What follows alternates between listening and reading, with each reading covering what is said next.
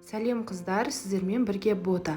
Мен бүгін сіздермен салқын көкседің жасалу жолын бөліскім келіп отыр. Өте витаминдерге бай, дәмді, әрі ыстық күнде керемет тамақ. Міндетті түрде жасап көріңіздер. Видеоны соңына дейін қарап, менің арнама тіркеліп, лайк басып, комментарий жазуды ұмытпаңыздар. Бізге тауықтың төс еті керек болады. Осы видеодағыдай жұқа етіп, ұзынша пішінде турап алыңыздар.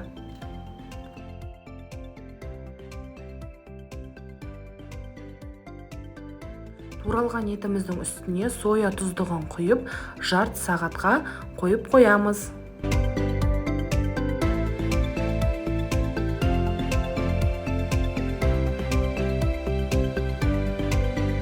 Балғын көкөністерімізді турауды бастаймыз. Ең бірінші капустадан бастадым. 40 қабат, кез келген пішінде турасаңыздар болады. Ірі-ірі ғып турауға да болады, бірақ көп балапандар ірі капустаны жегісі келмейді. Сол үшін майда қылып турап алғанды жөн көрдім. Ыдысымызға салып, үстіне шым-шым тұз сеуіп, араластырамыз және де жарты сағатқа қойып қоямыз. Келесі кезекте қиярымызды алдық. Қиярымыздың екі шетін тазалап кесіп тастаймыз және де ортасынан бөліп, салатқа тураған сияқты тураймыз.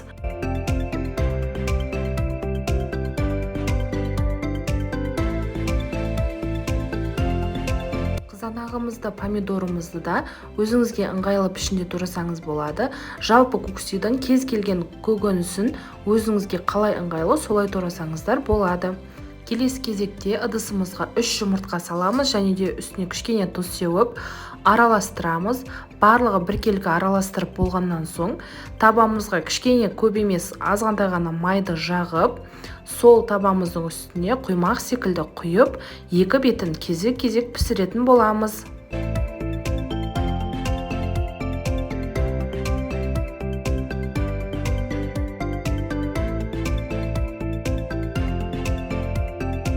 Жұмыртқадан 3 құймақ шығады.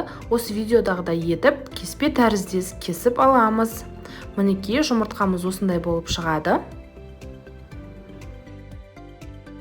Жұмыртқамыздан соң табамызға азғантай ғана май құйып, қызған табамыздың үстіне жарты сағат бойы мариновкада тұрған етімізді саламыз.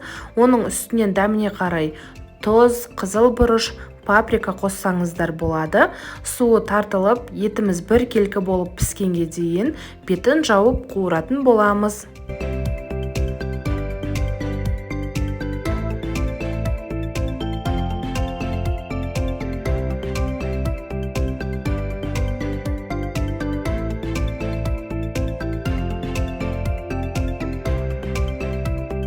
Етіміздің суы толықтай тартылып, қып-қызыл болып қуырылып дайын болды. Қайнап тұрған суымызға кеспемізді саламыз және де үстіне кішкене тұз салып, қайнап шыққаннан кейін 2-3 минут бойы пісіреміз. Қыздар, кез келген кеспені пайдалануға болмайды. Магазинде немесе базарда көксеға арналған кеспелер сатылады, сол жерден алыңыздар.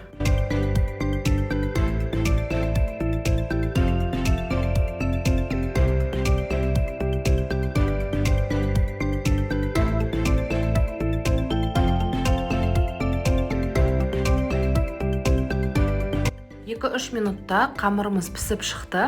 Қамырымызды сүзіп алып, тұздығын дайындауға кірісеміз. Ол үшін ұнатсаңыздар көк шөпті пайдалансаңыздар болады. Мен кинза менен укропты қостым. Алдын ала қайнатып, суытып алған суымызға қалауыңызға қарай, дәміне қарай соя тұздығын құясыздар. Ұнатсаңыздар көбірек құюға да болады. Және де туралған көк шөптерімізді саламыз. Сонымен тұздық дайын.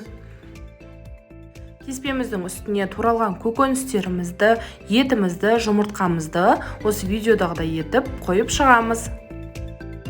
Етімізді, көкөністерімізді, жұмыртқамызды салып болған соң, үстіне сорпасын, яғни тұздығын құятын боламыз. Салқын тұздық құямыз. Қыздар, салқын көксеміз дайын болды. Сіздер де міндетті түрде жасап көріңіздер. Жазда өте керемет тамақ. Витаминге бай, артық салмақ қоспайды. Егер тауықтың етін ұнатпасаңыздар, оның орнына сиырдың немесе қойдың етін пайдалануға да болады.